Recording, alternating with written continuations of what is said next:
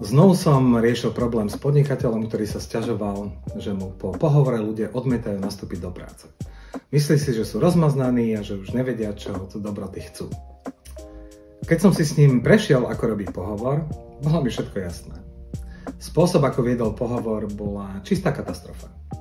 Keď už ku vám príde kandidát na pohovor, nestraťte ho tým, ako s ním ten pohovor vykonáte. Aj vy robíte na kandidáta prvý dojem. Preto sa na pohovor pripravte a držte sa tejto 5-bodovej štruktúry vedenia pohovoru. Poprvé, privítajte kandidáta a vytvorte pohodovú atmosféru. Popíšte, čo sa bude diať. Po druhé, požiadajte kandidáta, aby popísal svoj profesionálny príbeh vlastnými slovami. Skúmajte jeho osobnostné nastavenie vo vzťahu k predošlým skúsenostiam. Sledujte, ako sa rozhodoval pri zmenách zamestnaní, aké mal vzťahy s nadriadenými a kolegami, aké úspechy dosiahol, čo sa naučil a podobne.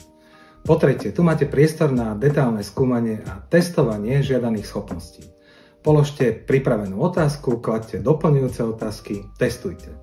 Opakujte to pre všetky schopnosti, ktoré chcete skúmať a robte si poznámky.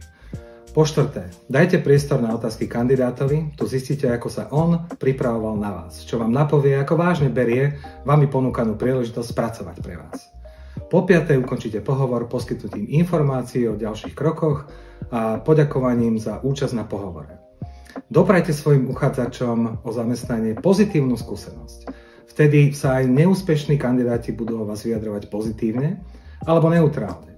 Takto si budujete dobré meno na pracovnom trhu. Viac sa dozviete v článkoch na mojom blogu alebo ma kontaktujte.